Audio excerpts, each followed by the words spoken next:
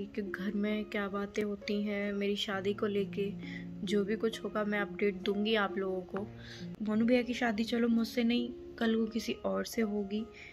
और ये भी सच है कि आज वो जैसे हैं, कल किसी और से शादी होती है, वो इतना ध्यान हम पे नहीं दे पाएंगे, ना मुझ पे दे पाएंगे ना ही आरू पे दे पाएंगे, क्योंकि वो भी तो अपनी लाइफ होगी उनकी, जो भी उनकी वाइफ होंगी या कुछ भी, तो इतना नहीं हो पाता।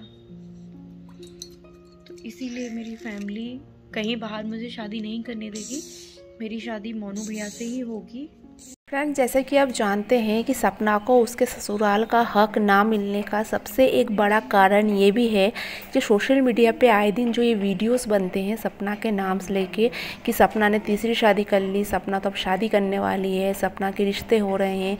कुछ ऐसी भी वजह है कि जो वीडियोज़ के कारण सपना के ससुर जी का ब्रेन वॉश कर दिया गया। जी हाँ दोस्तों, सामने वाला सपना को अगर हक देना चाहता भी तो भी सपना के जो सास के जो भाई हैं, मतलब अंशु की जो फैमिली है, वहाँ से कुछ ऐसे वीडियोस, कुछ ऐसे चीज़ें वायरल करवाई गई जिसके कारण लोगों को हिम्मत इतना ज़्यादा बढ़ गया सपना के खिलाफ ऐसे वीडियोस बनाने का कि सपना तो अब तीसरी शादी कर लेगी, अब तो करने ही वाली है। जिससे सपना के ससुर जी को ये लगा फाइनली कि हो सकता है कि अगर ये प्रॉपर्टी सपना को अगर अभी से हक दे दिया जाए, बच्चों को उनका हक दे दिया जाए, तो कभी अगर सपना ने शादी कर ली तो ये सारे पैसे तो वेस्ट हो जाएंगे, ये सारे पैसे तो फिर सपना दूसरे परिवार में लेके चली जाएगी।